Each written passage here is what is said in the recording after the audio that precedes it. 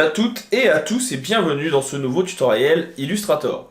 Aujourd'hui, je vous propose quelque chose qui sort un petit peu de l'ordinaire, qui n'est pas une utilisation classique que l'on va avoir du logiciel, mais ça peut être intéressant tout de même.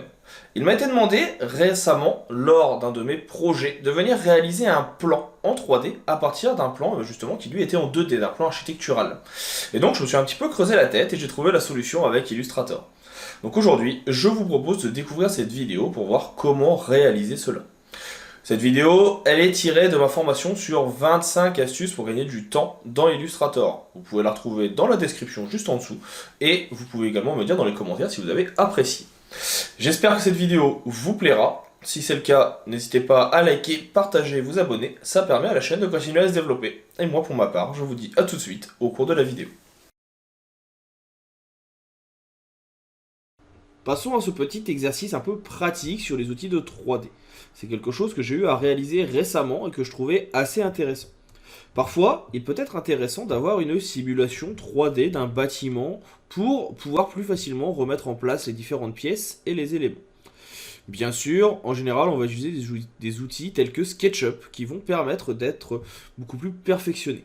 Mais de base, pour un style défini, vous pouvez avoir besoin de venir donc juste mettre les murs en relief sur un plan. Pour ce faire, on va venir ici prendre notre outil rectangle et prendre une couleur assez classique. Je vais passer en CMJN, je vais juste prendre un gris un peu bleuté, voilà, comme ça.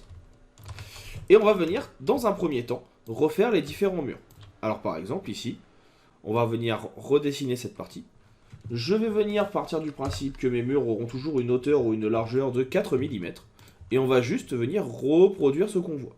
Donc je vais laisser un espace quand il y a des ouvertures. Et puis on va juste venir faire les différentes parties.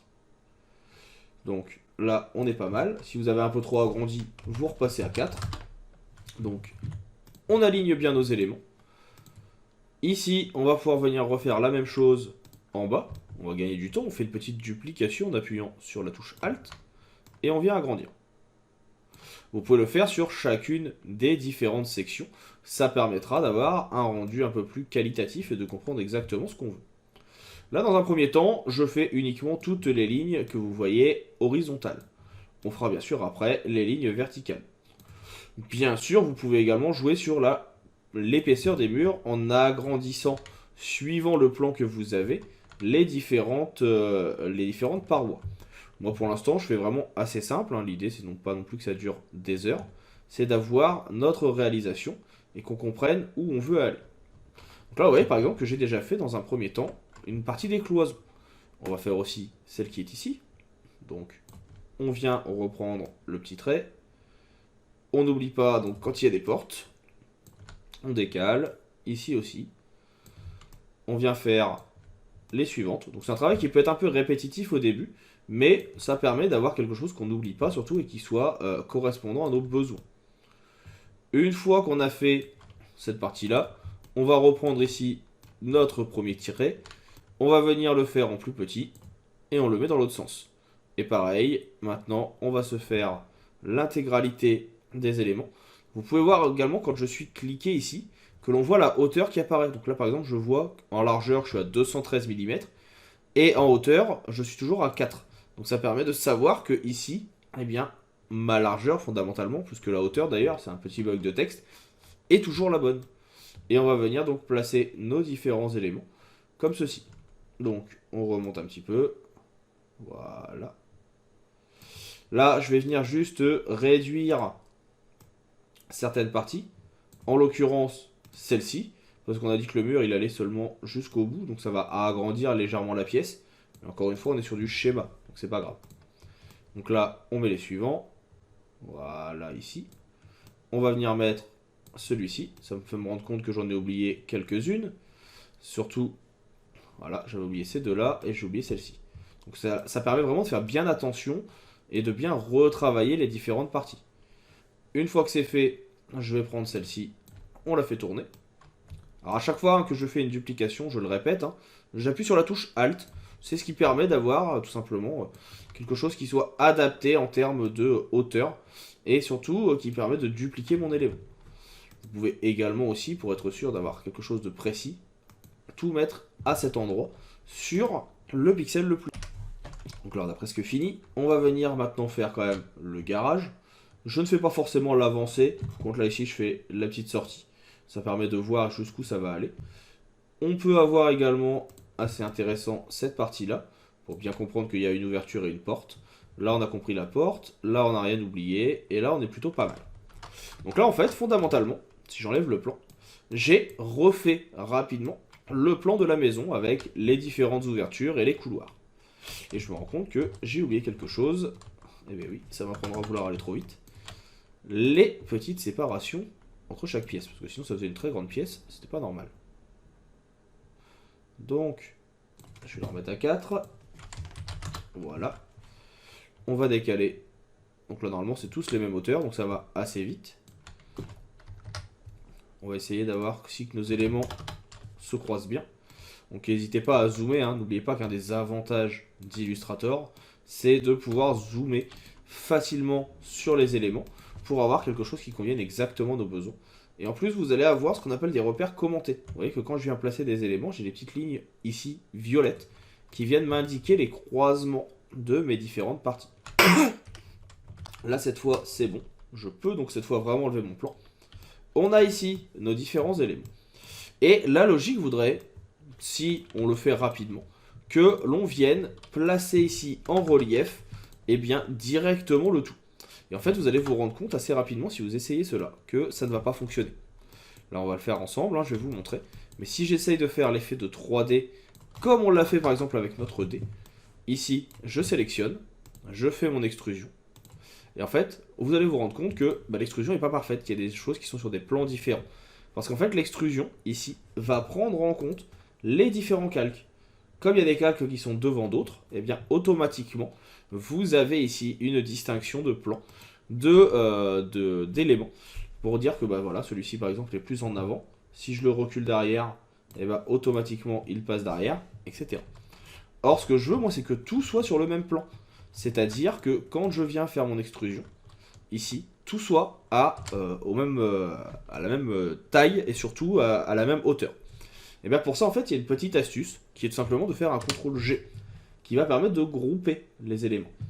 Et en fait, ce qu'on va maintenant mettre en extrusion, c'est tout simplement, non pas les différents calques, mais le groupe. Et là, vous avez votre plan qui est en 3D. On va pouvoir venir se mettre dans paramètres prédéfinis. On va faire un isométrique haut. Et vous avez ainsi les différentes parties de votre maison de visible, avec ici par exemple l'entrée, le garage, et puis surtout vous pouvez venir augmenter la profondeur pour avoir une maison plus ou moins grande. Vous avez la possibilité de pouvoir venir utiliser, en prenant votre flèche noire, le menu de rotation. Donc comme ça vous pouvez choisir dans quel sens vous voulez cette maison, pour pouvoir avoir quelque chose qui corresponde à vos besoins. Et puis ainsi, pouvoir venir faire le suivi adéquat. Et pour aller encore plus loin, vous pourriez même maintenant ajouter des éléments textuels dedans. Qu'est-ce que je veux dire par là? Vous pouvez très bien venir prendre votre texte, dire que ici, si on reprend le plan de base, que là, vous avez... Alors je vais juste reprendre mon outil de texte qui est placé ici, on va le supprimer. On va pouvoir venir dire ici par exemple que c'est le séjour. On écrit séjour. On sélectionne. On va prendre une autre typo. Je vais prendre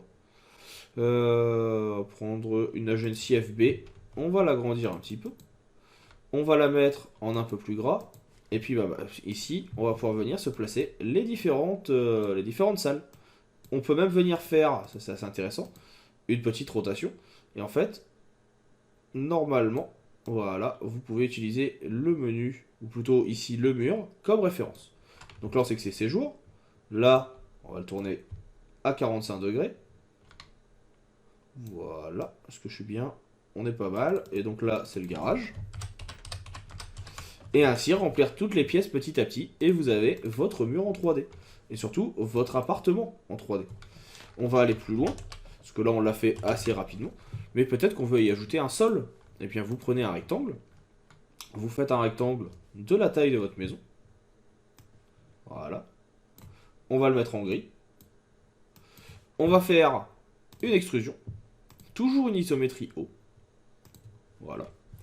On viendra le changer après. Hein. D'ailleurs, ça sera plutôt isométrie haut plutôt qu'une axe haut. On a ainsi notre sol. On vient le mettre en dessous de notre groupe. On peut venir adapter, bien sûr, on l'a dit, la rotation. Et puis on vient adapter pour que ça corresponde au reste. On l'adapte, on le met en dessous. Si jamais il y a besoin, vous l'agrandissez. Largeur, hauteur. Si l'extrusion est trop grande, on réduit. Voilà, pour avoir quelque chose qui convienne un petit peu mieux. Vous adaptez comme vous le voulez et comme vous en avez besoin. Donc là, utilisez justement les formes de base. Et là, on peut venir placer nos éléments, notre texte et notre plan, sur le sol. Vous n'avez plus qu'à venir changer la couleur des textes. Moi, je vais venir les placer en blanc pour que ça soit plus lisible. Le fond, ici, je vais baisser un peu l'extrusion qui est un peu trop grande. Voilà, j'ai mon sol. On veut simuler de l'herbe, vous pouvez venir mettre la couleur que vous voulez. Ça se met automatiquement en place. Vous voulez simuler du béton, vous prenez une couleur noire que vous venez mettre en gris. Les murs, vous les voulez non plus en bleu mais en beige, vous pouvez le faire aussi, en jaune, en rouge, bref, vous pouvez le faire comme vous voulez. Et en quelques instants, vous avez ainsi votre plan en 3D. Donc voilà pour cette petite astuce, je trouve ça assez intéressant. C'est pas forcément une utilisation qu'on a habituellement de l'outil, et pourtant c'est quelque chose qui est assez sympa. Je voulais pour autant vous le présenter. On va maintenant pouvoir passer à la suite du tutoriel avec d'autres astuces sur Illustrator.